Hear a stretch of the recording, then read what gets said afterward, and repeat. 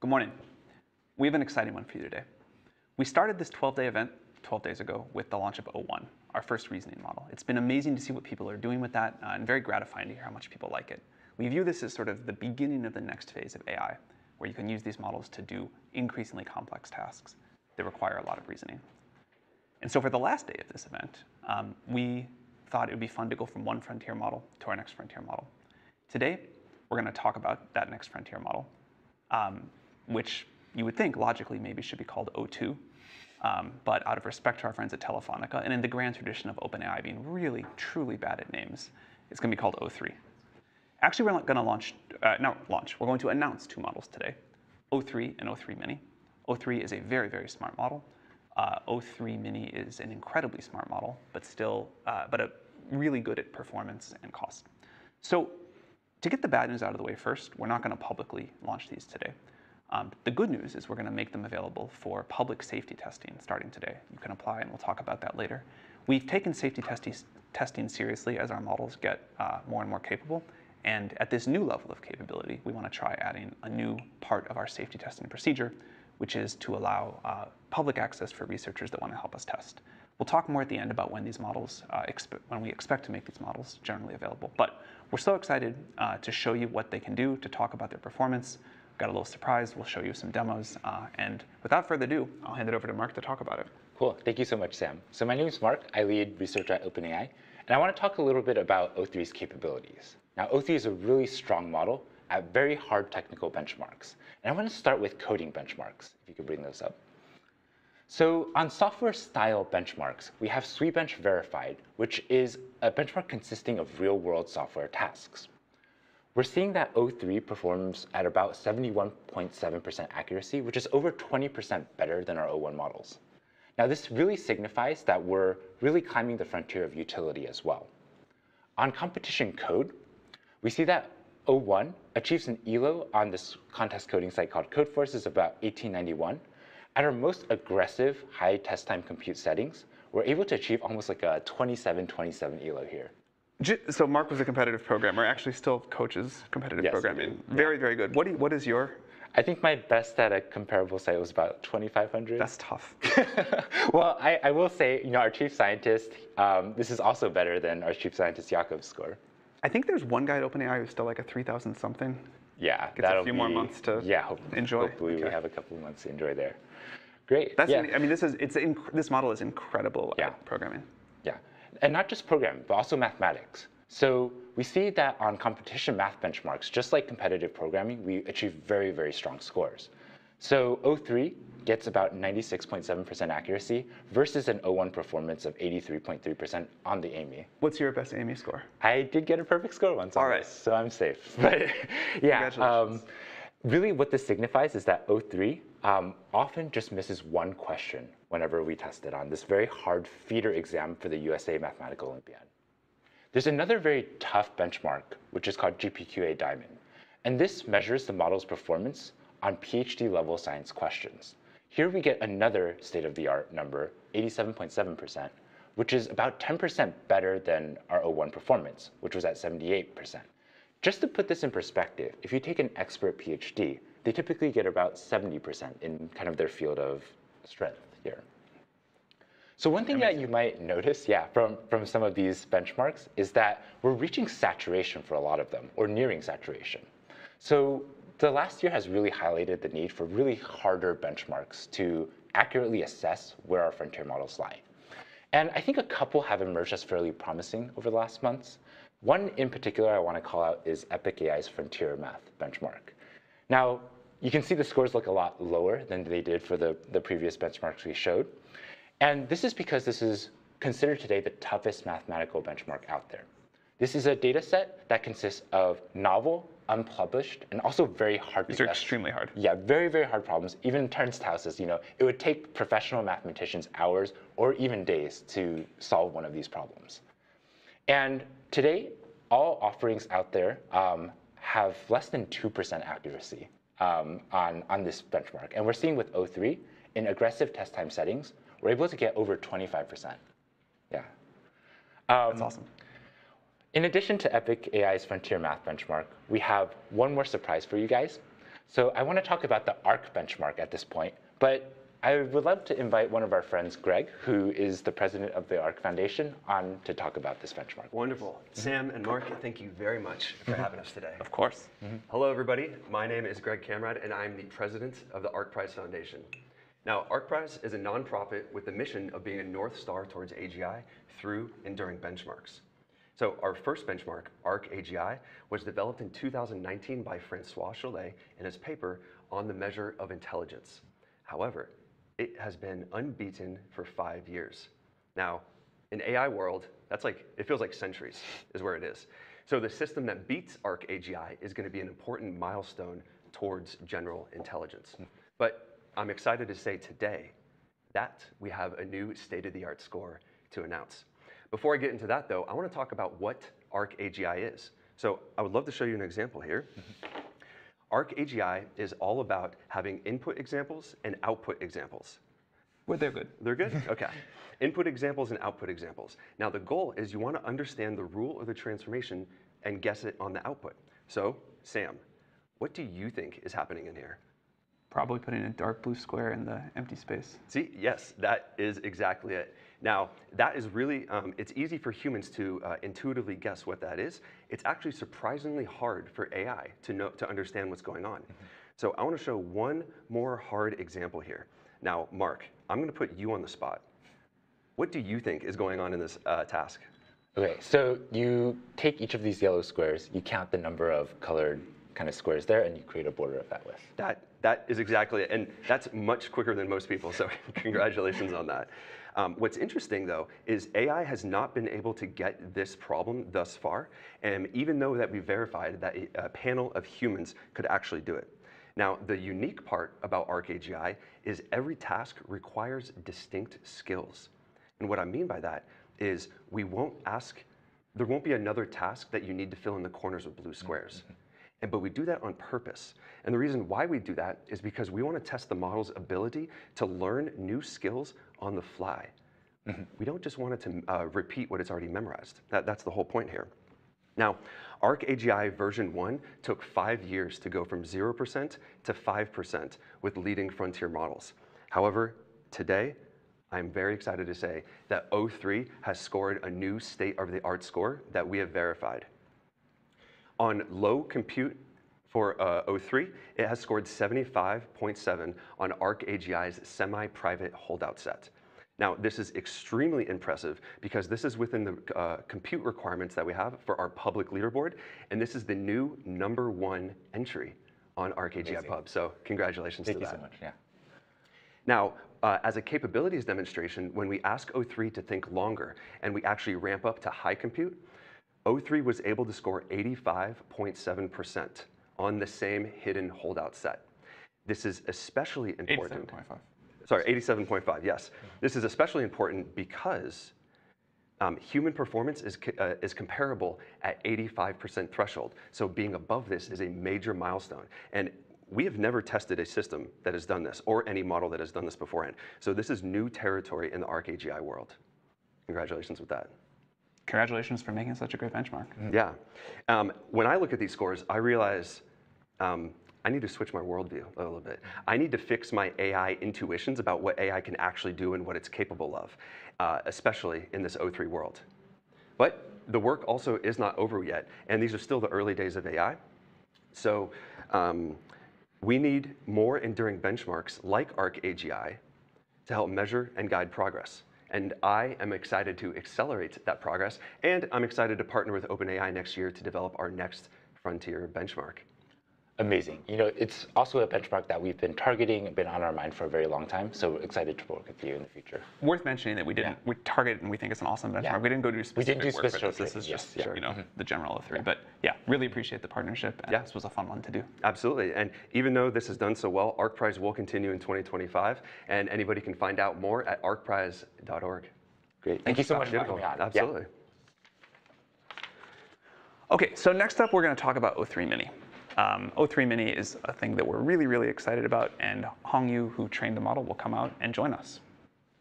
Hey. How are you? Hey. Hi, everyone. I'm Hongyu Ren. I'm an OpenAI researcher working on reasoning.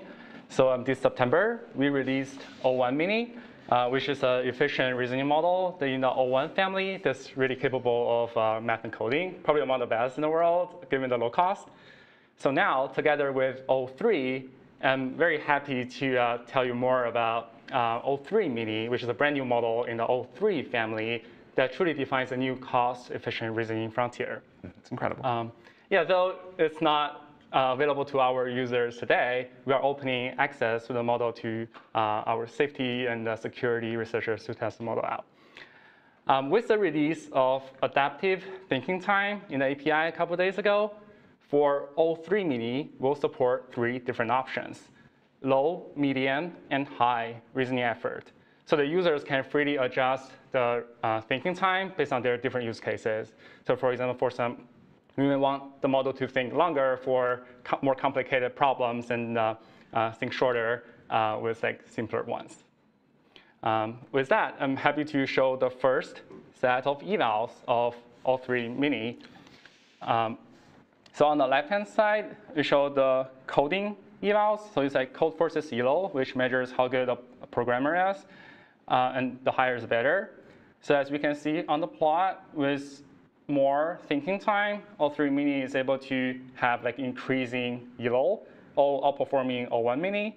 And with median thinking time, it's able to measure even better than O1. Yeah, so it's for an order of magnitude more speed and cost, we can deliver the same code performance on this eval, or even better experience, right? So although it's the O3 Mini High is still a couple hundred points away from Mark, it's not far. It's better than me, probably.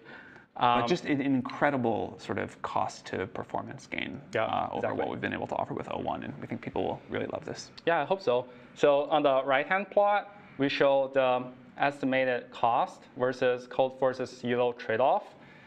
So it's pretty clear that O3 Mini defines a new cost-efficient reasoning frontier on coding. So it's achieved better performance, compared with better performance than O1 with a fraction of cost. Amazing. With that being said, I would like to do a live demo. That sounds great. On O3 Mini. And hopefully you can test out all the 3 different low, medium, high thinking time of the model. So let me paste the prompt.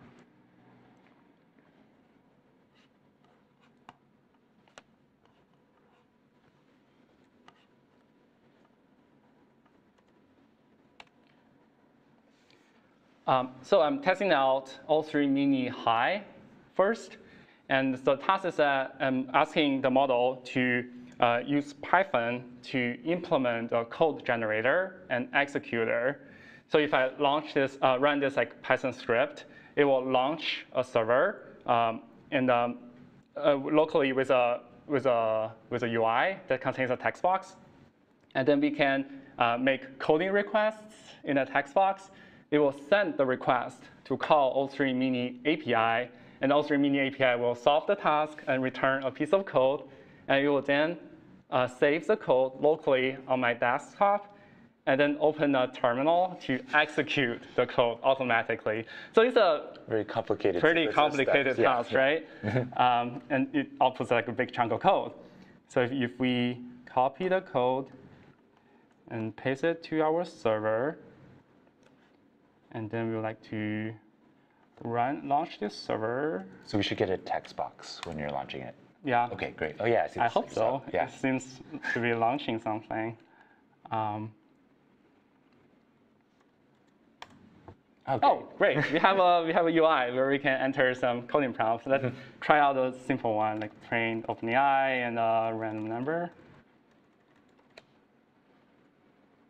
Submit. So it's sending the request to O3 Mini Medium, so it should be pretty fast, right? So on this 41. terminal, yeah, 41. That's the magic number, right? So it saves the generated code to this local script on the desktop and then print out OpenAI 41. Is there any other tasks you guys want to test it out? I wonder if you could get it to get its own GPQA numbers. That's a great ask, just as what I expected. We practiced a lot yesterday. Yeah. OK, so now let me copy the code.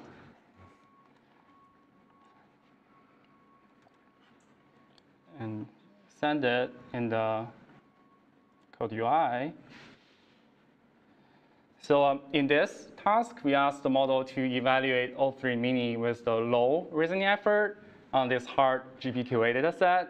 And the model needs to first download the raw file from this URL, and then it needs to figure out which part is a question, which part is the answer, or which part is the options, right? And then formulate all the questions, and then ask the model to answer it, and then parse the result, and then to grade it. That's actually blazingly fast. Yeah, and it's actually really fast because it's calling the O3 mini with low reasoning effort. Yeah, let's see how it goes. I guess 2 tasks are really hard here. Yeah, the long tail is often the problem. Go. Yeah, GPQA is a hard data set. Yes. Yeah, it contains like maybe 196 easy problems and 2 really hard problems. While we're waiting for this, do you want to show what the request was again? Oh, it actually returns the results. It's 61.62%, right? 62%, right? Cool, With a low reasoning effort model, and it's actually pretty fast. Then full evaluation in a minute. Somehow very cool to like just ask a model to evaluate itself like Yeah, this. exactly, right? And if we just summarize what we just did, we asked the model to write a script to evaluate itself on this like hard GPQA data set. From a UI, right, from this code generator and executor created by the model itself in the first place. Next year, we're going to bring you on, and you're going to have to ask the model to improve itself. Yeah, let's definitely ask the model to improve it next time. Maybe not.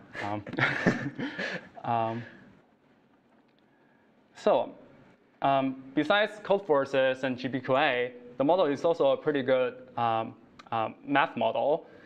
So we show on this plot with like on this AMI 2024 dataset, O3 mini low achieves comparable performance with O1 mini, and O3 mini medium achieves like comparable better performance than O1 if we check the solid bar, which are past ones. And we can further push the performance with O3 mini high, right? And on the right-hand side plot, when we measure the latency on this like anonymized O1 preview traffic, we show that O3 mini low drastically reduced the latency of O1 mini, right? Almost like achieving comparable latency with GPT-4o. Where it's under a second, so probably it's like instant response. And O3 mini medium is like half the latency of O1. And here's another set of evals that I'm even more excited to show you guys is API features, right? We get a lot of requests from our developer communities to support like function calling, structured outputs, developer messages on O mini series models. And here, O3 mini will support all these features, same as O1. And notably, it achieves like comparable better performance than for O on most of the evals, providing a more cost-effective solution to our developers. Cool. And if we actually unveil the true GPQA Diamond performance that I ran a couple of days ago, it actually also means that it's actually 62%, right? We basically ask the model to evaluate itself. Yeah. Right? Next time, we should totally just ask the model to automatically do the evaluation instead of us doing it. Yeah, so with that, that's it for O3 mini, and I hope our user can have a much better user experience already next year. Fantastic work. Yeah, thank you really so much. great work on you. Thank you. Cool. So I know you're excited to get this in your own hands, and we're working very hard to post-train this model to do some safety interventions on top of the model, and we're doing a lot of internal safety testing right now. But something new we're doing this time is we're also opening up this model to external safety testing, starting today with O3 mini, and also eventually with O3. So how do you get early access as a safety researcher or a security researcher? You can go to our website, and you can see a form like this one that you see on the screen. And applications for this form are rolling. They'll close on January 10th. And we really invite you to apply. We're excited to see what kind of things that you can explore with this and what kind of jailbreaks and other things you discover. Cool. Great. So one other thing that I'm excited to talk about is a new report that we published, I think yesterday or today, that advances our safety program. And this is a new technique called deliberative alignment. Typically, when we do safety training on top of our models, we're trying to learn this decision boundary of what's safe and what's unsafe, right? And usually it's just through showing examples, pure examples of this is a safe prompt, this is an unsafe prompt. But we can now leverage the reasoning capabilities that we have from our models to find a more accurate safety boundary here. And this technique, called deliberative alignment, allows us to take a safety spec, allows the model to reason over a prompt, and also just tell, is this a safe prompt or not? Oftentimes within the reasoning, it will just uncover that, hey, this user is trying to trick me, or they're expressing this kind of intent that's hidden. So even if you kind of try to cipher your prompts, oftentimes the reasoning will break that. And the primary result you see is in this figure that's shown over here. We have our performance on a rejection benchmark on the x-axis and on over refusals on the y-axis. And here to the right is better. So this is our ability to accurately tell when we should reject something, also our ability to tell when we should refuse something. And typically, you think of these two metrics as having some sort of trade-off. It's really hard to do well on both at the same time. It is really hard to do, yeah. But it seems with deliberative alignment that we can get these two green points on the top right, whereas the previous models, the red and blue points, signify the performance of our previous models. So we're really starting to leverage safety to get, leverage reasoning to get better safety. Yeah, I think this is a really great result of safety. Yeah. Fantastic. OK, so to sum this up, O3 Mini and O3, apply please if you'd like for safety testing to help us test these models as an additional step. We plan to launch O3 Mini around the end of January and full O3 shortly after that. But that will, the more people can help us safety test, the more we can make sure we hit that. So please check it out. And thanks for following along with us with this. It's been a lot of fun for us. We hope you've enjoyed it too. Merry Christmas. Merry Christmas. Merry Christmas.